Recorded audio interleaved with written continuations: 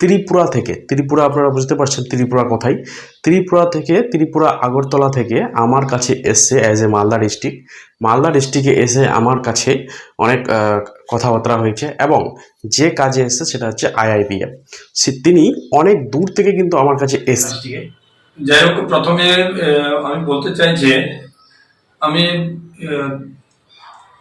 IBPF BC একটা বিসির জন্য একটা অ্যাপ্লাই করেছিলাম।